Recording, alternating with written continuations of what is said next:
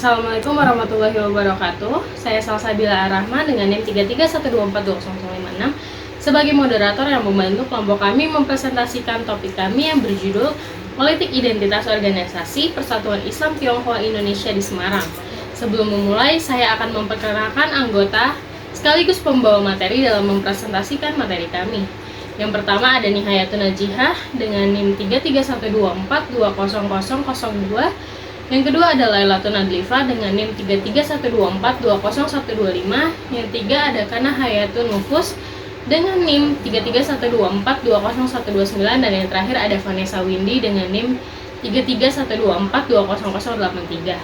Dalam presentasi ini kami akan membahas mengenai identitas politik yang dibentuk oleh organisasi keagamaan Tionghoa Muslim, yaitu Persatuan Islam Tionghoa Indonesia atau yang biasa disebut PITI.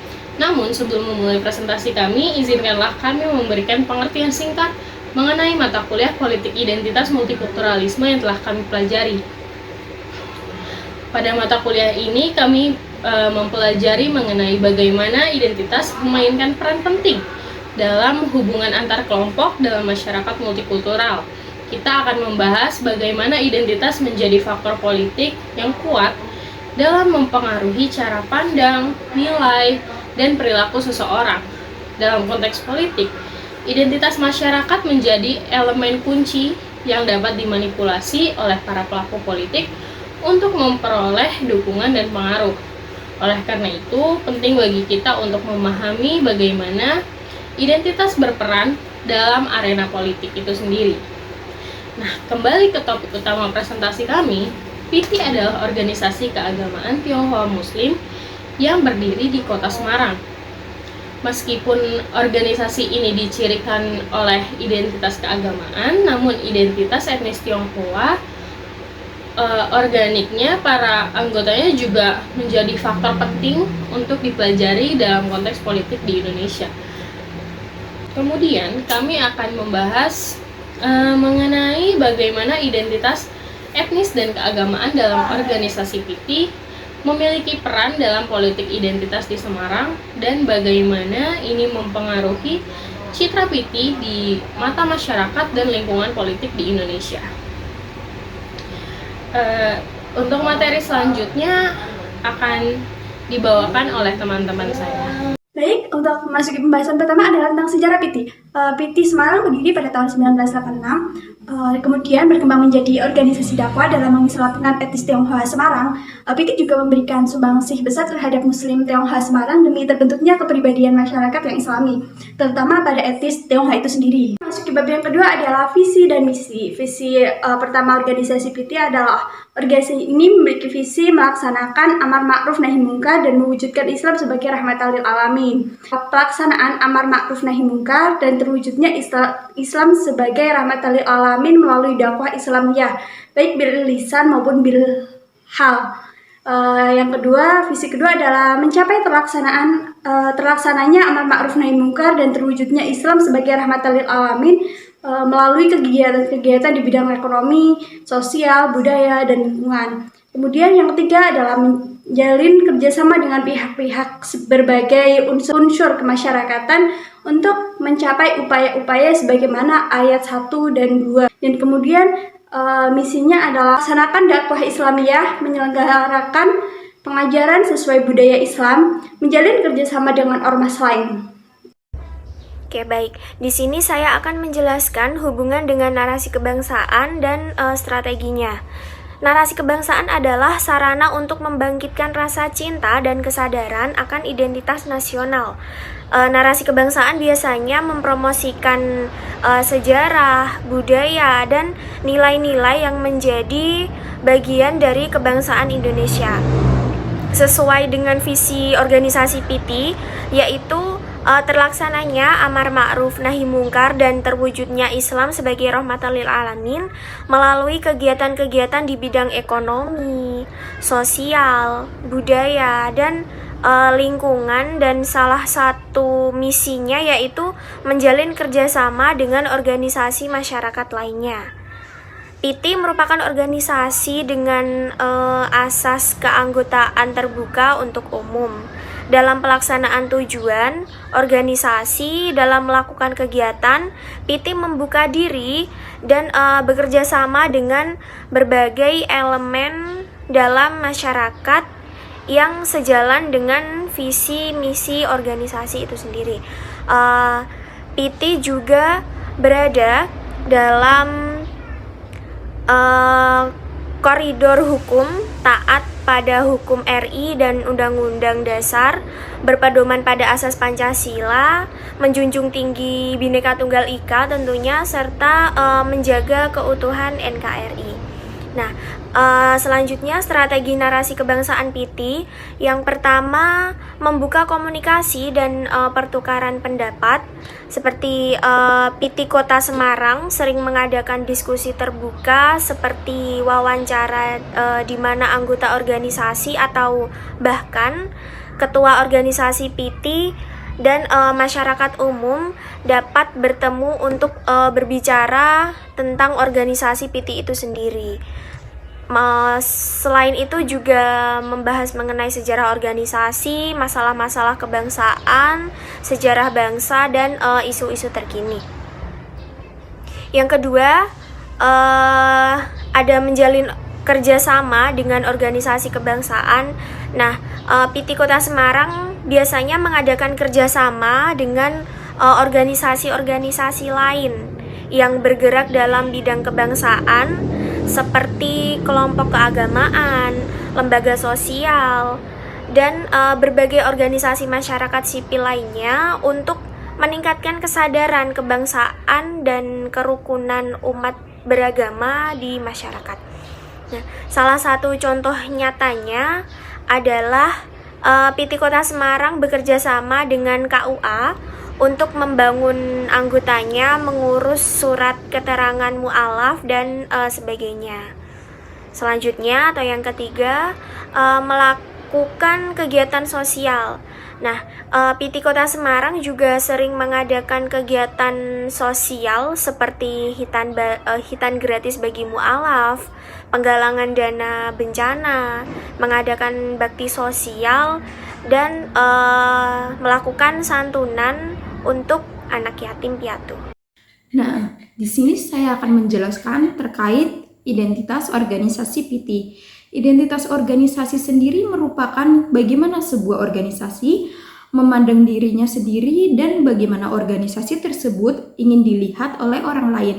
Pentingnya pembeda identitas di tiap organisasi sendiri yaitu karena setiap organisasi memiliki tujuan yang berbeda-beda, sehingga identitas organisasi menjadi hal yang penting sebagai cara untuk membeda antara organisasi satu dengan organisasi lainnya. Secara umum, identitas fisik dari setiap anggota organisasi sendiri berupa pakaian, seragam, yang harus dipakai setiap pertemuan organisasi secara resmi. Selain itu, identitas fisik berupa atribut ataupun PIN yang harus digunakan untuk tanda pengenal mereka. Namun di sini PT tidak memiliki identitas tersebut. Saat pertemuan organisasi berlangsung, biasanya para pengurus menggunakan batik secara berbeda setiap individunya. Selanjutnya, saya akan menjelaskan terkait strategi eksistensi organisasi PT. Untuk yang pertama, yaitu aktif berbagai kegiatan organisasi PT di media sosial. Yang kedua, yaitu mengikuti kegiatan yang diadakan oleh organisasi ataupun lembaga lain. Salah satunya yaitu kegiatan yang dilaksanakan baru-baru ini, yaitu menghadiri kegiatan halal bihalal yang dilaksanakan oleh MUI Jawa Tengah, yaitu tepatnya di Masjid Baitur Rahman pada tanggal 24 Mei 2023. Untuk yang ketiga, yaitu mengadakan pertunjukan budaya Tionghoa seperti wayang potehi yang dilaksanakan di alun-alun Masjid Kauman. Yang keempat, yaitu mempertahankan arsitektur budaya Tionghoa pada Masjid Muhammadiyah Cheng Ho di Semarang, yakni masjid yang memiliki desain arsitektur yang mewakili kebudayaan Tionghoa dan Islam dan sarana Tionghoa Muslim untuk berdakwah. Baik, di sini saya akan menjelaskan bagaimana pelaksanaan politik dalam organisasi PT. Secara terang-terangan, PT memang sudah menegaskan bahwa mereka tidak terjun ke dunia politik secara langsung dengan mengatasnamakan organisasi.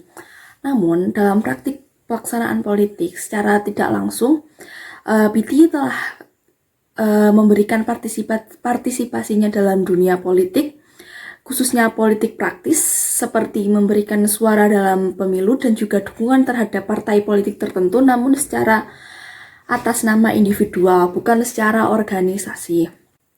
Namun, selain itu, PT juga tetap berpolitik dalam artian bahwa dalam pengambilan keputusan dan juga pengarahan tetap melibatkan nilai-nilai dan juga kepentingan yang dimiliki oleh organisasi.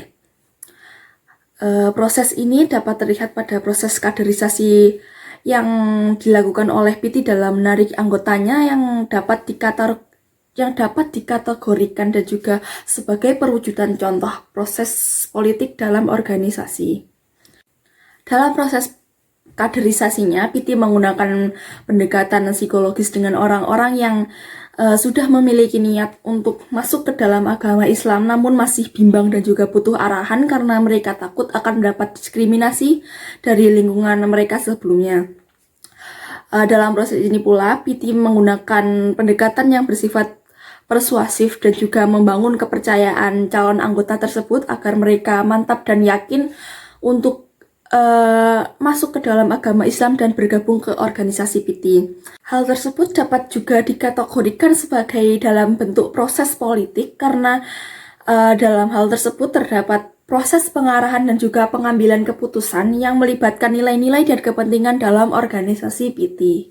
Dengan adanya persoalan tersebut, maka PT menemukan celah dan ruang yang akan merangkul serta memberikan arahan dan juga memberikan rumah kepada mu'alaf baru tersebut ketika nantinya ia telah masuk ke dalam Islam. Dengan demikian, maka ketika PT dapat meyakinkan seseorang yang sebelumnya ragu untuk masuk ke dalam agama Islam dan berakhirnya seseorang tersebut dapat memeluk agama Islam, maka PT telah menunjukkan bahwa ia memiliki kekuasaan atau kuasa untuk memengaruhi psikis seseorang dalam konteks yang positif. Kesimpulan dari materi kami adalah Persatuan Islam Tionghoa Indonesia atau PT merupakan sebuah organisasi yang menggantikan Paguyuban Keluarga Muslim Tionghoa atau PKMT yang kurang dapat diterima oleh masyarakat dan juga pemerintah Kota Semarang karena organisasi tersebut terkesan eksklusif dan juga mengkotak-kotakan umat Islam berdasarkan etnis-etnis tertentu.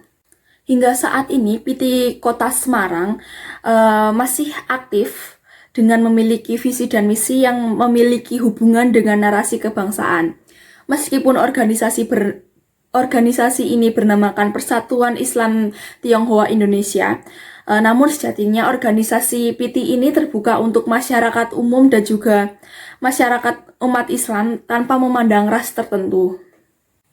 Untuk identitas pembeda dari organisasi PT ini sendiri mungkin cukup sulit untuk dibedakan karena dalam sehari-harinya mereka tidak menggunakan atribut dari PT yang berupa jas atau alma mater dalam kehidupan sehari-hari, melainkan jas atau alma mater itu sendiri dilakukan ketika ada kegiatan atau pertemuan saja. Selain itu, untuk menjaga eksistensi organisasi PT di masyarakat, mereka sering membagikan aktivitas organisasinya ke media sosial, baik itu kegiatan anggota maupun ketuanya. Selain itu, beberapa kali PT juga turut menggandeng pemerintah Kota Semarang dalam pagelaran budaya sosial. Masuk ke dalam proses pelaksanaan politik dalam organisasi PT, PT memang tidak secara langsung terjun ke dalam politik praktis. Namun, PT tetap berpolitik dalam arti bahwa dalam setiap pengambilan keputusan dan juga pengarahan yang melibatkan nilai-nilai kepentingan dan juga nilai-nilai yang terkandung dalam organisasi tersebut. Dalam hal ini, proses kaderisasi yang dilakukan oleh PT dapat dikategorikan sebagai penerapan proses politik dalam organisasi.